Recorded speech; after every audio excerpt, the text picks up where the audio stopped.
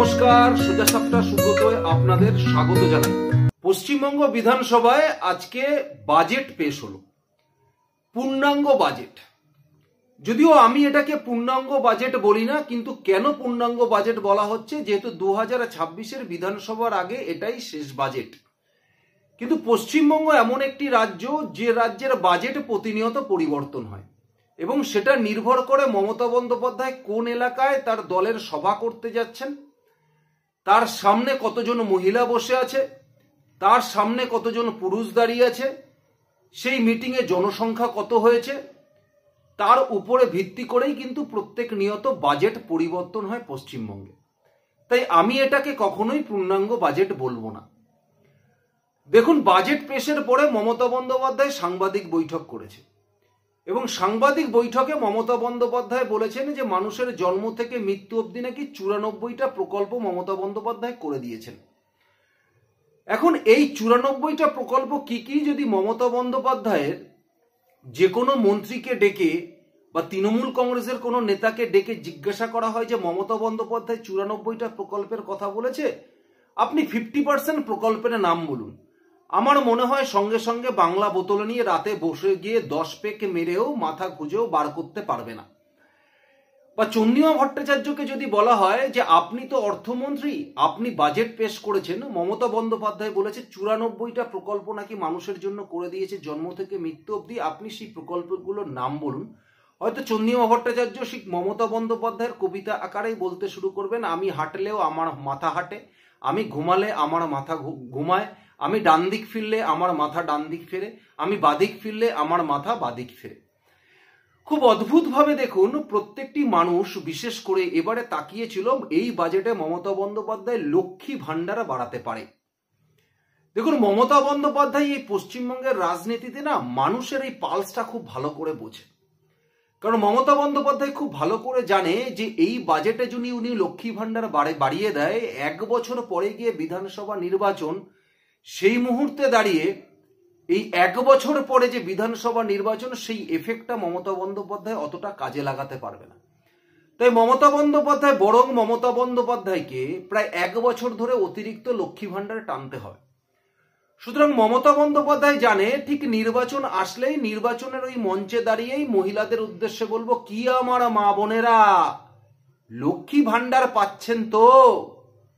জানি এই লক্ষ্মী ভান্ডারে আপনাদের হচ্ছে না, 1000 টাকায় আপনাদের হচ্ছে না, এবার যদি ভোটে জিতে আসি তাহলে আরো 500 করে আপনাদের বাড়িয়ে দেব। এই কথা শোনার পরেই দিকে দিকে মা বোনেরা হাততালি দিতে শুরু করবে আর বলবে, দিদি ক্ষমতায় আসলে বলেছে আরো 500 করে লক্ষ্মী ভান্ডার বাড়াবে। সুতরাং সেই হাসায় মমতা বন্দ্যোপাধ্যায়কে তারা ভোট দেওয়ার জন্য ছুটবে। আর মমতা বন্দ্যোপাধ্যায়ের এই 1 বছর ধরে নতুন করে লক্ষ্মী ভান্ডারের জন্য আর কোনো টাকা বরাদ্দও করতে হবে না, এটা মমতা বন্দ্যোপাধ্যায় খুব ভালো করে জানে। তাই এবারে বাজেটে লক্ষ্মী ভান্ডারে নিয়ে মমতা বন্দ্যোপাধ্যায় অ্যাজ সাচ কোনো রকম কোনো কথা ছিল না, তার বৃদ্ধি নিয়েও কোনো কথা ছিল না। ওই যে আপনাদের প্রথমেই বললাম না যে এটা পূর্ণাঙ্গ বাজেট আপনারা বলতে পারেন, কিন্তু আমি কেন পূর্ণাঙ্গ বাজেট বলতে পারি না, তার কারণ 2021 সালের বিধানসভা নির্বাচনের আগেই মমতা বন্দ্যোপাধ্যায় মঞ্চ থেকেই ঘোষণা করেছিল যে আমি ক্ষমতায় আসলেই 500 টাকা করে লক্ষ্মী ভান্ডার দেব সবাইকে। আবার 2024-এর আসার আগেই সেখানে লক্ষ্মী ভান্ডার বাড়িয়ে দিল। কত টাকা খরচ হবে, কি খরচা হবে 2021-এর আগে, সেই সমস্ত নিয়ে আলোচনা করবার আগেই মমতা বন্দ্যোপাধ্যায় ঘোষণা করে দিল। তারপরে অর্থমন্ত্রী তার সচিবদের বসে তার ক্যালকুলেশন করতে হয়েছিল। সুতরাং যত ভোট এগিয়ে আসবে তত এই মমতা বন্দ্যোপাধ্যায় মঞ্চে দাঁড়িয়ে মাইক নিয়ে একবার এদিক যাবেন, একবার ওদিক আসবেন, আর বাজেট প্রত্যেক নিয়ত পরিবর্তন হতে থাকবে এই পশ্চিমবঙ্গের ক্ষেত্রে। কিন্তু মমতা বন্দ্যোপাধ্যায় আজকে দেখা গেল যে তার বাজেটে তিনি 4% ডিএ বাড়ালেন সরকারি কর্মীদের। দেখুন, এখানে মমতা বন্দ্যোপাধ্যায় অন্য একটা জিনিস দেখাতে চেয়েছে। কারণ মমতা বন্দ্যোপাধ্যায় ডিএ আন্দোলনকারীদের করা মামলাতে স্যাটে হেরেছে, কলকাতা হাইকোর্টের সিঙ্গেল বেঞ্চে হেরেছে, ডিভিশন বেঞ্চে হেরেছে, সুপ্রিম কোর্টে মামলা চলছে।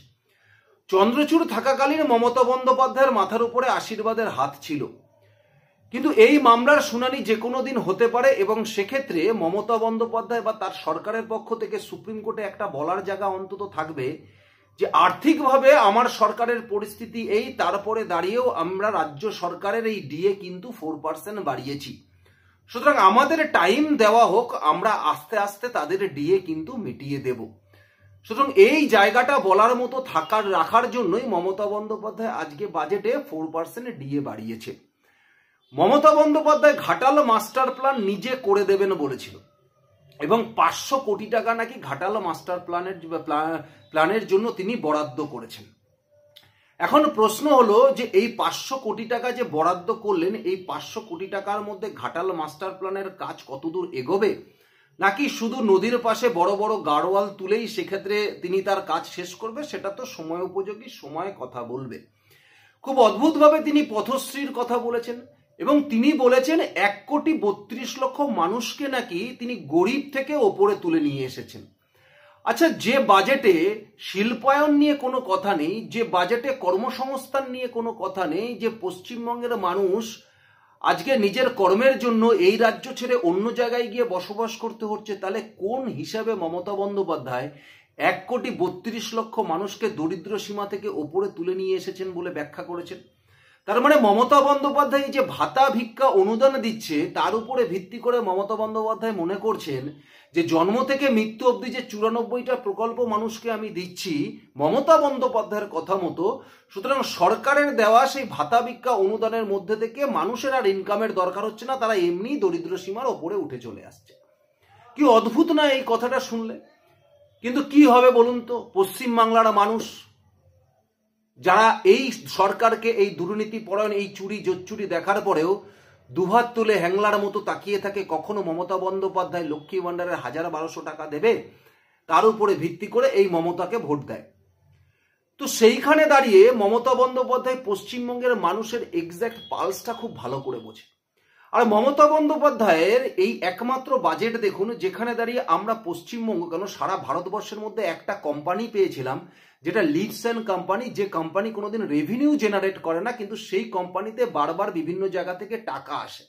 আর এই মমতা বন্দ্যোপাধ্যায়ের এই সরকার এমন একটা সরকার যে সরকার কোনো রেভিনিউ আর জেনারেট কর্মসংস্থানের মধ্যে করতে পারে না, শুধুমাত্র মদ বিক্রি আর বিদ্যুৎ ছাড়া, কিন্তু টাকা এই সরকারে ঠিক চলে আসছে লক্ষ্মী ভাণ্ডার দেওয়ার জন্য, বিভিন্ন রকম ভাতা ভিক্ষা অনুদান দেওয়ার জন্য। সুতরাং এই সরকারের মূল লক্ষ্য হচ্ছে মানুষকে স্বনির্ভর না করে শুধুমাত্র ভাতা ভিক্ষা অনুদানের মধ্যে থেকে ক্ষমতায় টিকে থাকা। তাহলে এই সরকারের অধিকার নেই অন্য কোনো সরকারের বাজেট নিয়ে কোনো কথা বলার। এরা এই যখন কেন্দ্রীয় সরকার বাজেট ঘোষণা করে তখন সেই বাজেটের উপর একাধিক প্রশ্ন তোলে। এই সরকারই, কেন্দ্রীয় সরকার পরিকাঠামো খাতে যখন তার বাজেট কিছুটা কেটেছে তখন এই সরকারই তাই নিয়ে কথা বলেছে। কিন্তু আজকের দিনে দাঁড়িয়ে পশ্চিমবঙ্গে পরিকাঠামোগত উন্নয়ন নিয়ে বাজেটে কি আলোচনা এমন হয়েছে? পথশ্রীর মধ্যে দিয়ে পঞ্চায়েত স্তরে উনি গ্রামে উনি রাস্তা করবেন, তার সঙ্গে সঙ্গে উনি বাড়ি তৈরি করে দেবেন। 16 লক্ষ মানুষকে নাকি উনি বাড়ি তৈরি করে দেবেন, তার জন্য 9,600 কোটি টাকা নাকি উনি বরাদ্দ করেছেন। আদৌ আপনিও জানবেন না, আদৌ আমি জানবো না। দিকে দিকে আপনারা অবশ্যই এটা দেখতে পারবেন যে বিডিও অফিসে শয়ে শয়ে মানুষ আসছে, আন্দোলন করছে, ভাঙচুর করছে, নিজেদের মধ্যে বিবাদ করছে, তারা বাড়ি পাচ্ছে না, বাড়ি অন্য কেউ পেয়ে যাচ্ছে। যে জিনিস পশ্চিমবঙ্গে আমরা বিগত দিনেও যে নিদর্শন দেখেছি, আগামী দিনে আপনারা ঠিক সেই নিদর্শনই দেখবেন। যে 1,20,000 টাকা করে রাজ্য সরকার বাংলার বাড়ি তৈরি করবার জন্য দিচ্ছে, 1,20,000 টাকায় কি কোনো বাড়ি তৈরি হয় বলে আপনাদের মনে হয় এই মুহূর্তে দাঁড়িয়ে? কিন্তু তারপরে দাঁড়িয়েও দেখুন প্রচারটা কিভাবে মমতা বন্দ্যোপাধ্যায় করছে। কারণ মমতা বন্দ্যোপাধ্যায়, ওই যে বললাম, ভোট রাজনীতিটা মমতা বন্দ্যোপাধ্যায় খুব ভালো করে জানে। সুতরাং ভোটের ময়দানে মমতা বন্দ্যোপাধ্যায়ের আগামী দিনে আরো যে বেশ কিছু চমক উনি মঞ্চ থেকে দেবেন এ বিষয়ে কোনো সন্দেহ নেই। সুতরাং যে যত পাতার বাজেটই আজকে বিধানসভায় পড়া হোক না কেন, সেই বাজেটের আক্ষরিক অর্থে ভোটে কতটা, ভোটের পরে তার আদৌ কি প্রভাব পড়বে, সমাজে তার কি প্রভাব পড়বে, সেটা একমাত্র মমতা বন্দ্যোপাধ্যায় জানে আর চন্দ্রিমা ভট্টাচার্য জানে। যে বাজেট উনি তো বলে দিয়েছেন, অতটা সেই কাজ কতটা হবে সেটা একমাত্র তৃণমূল কংগ্রেসের এই মুহূর্তে দাঁড়িয়ে মমতা বন্দ্যোপাধ্যায় ছাড়া আর কেউ কিন্তু জানে না। সুতরাং এই বাজেট কোনোদিনই পূর্ণাঙ্গ বাজেট অন্তত হতে পারে না। বাজেট আগামী দিনে 2026-এর বিধানসভা নির্বাচনের আগে আপনারা প্রত্যেকটা মঞ্চেই বুঝে যাবেন যে নতুন নতুন কি বাজেটে মমতা বন্দ্যোপাধ্যায় আনতে চলেছেন। আপনাদের কি মনে হয়? মমতা বন্দ্যোপাধ্যায় এই বাজেট শুনে আপনাদের শূন্য গুলিয়ে যায়নি? মমতা বন্দ্যোপাধ্যায়ের এই বাজেট শুনে আপনাদের কি মনে হয়নি এটা একটা ধাপ্পাবাজি বাজেট ছাড়া আর কিছু না? যেটাই আপনাদের মনে হবে না কেন, অবশ্যই আমাকে কমেন্টস বক্সে জানাবেন। ধন্যবাদ, নমস্কার।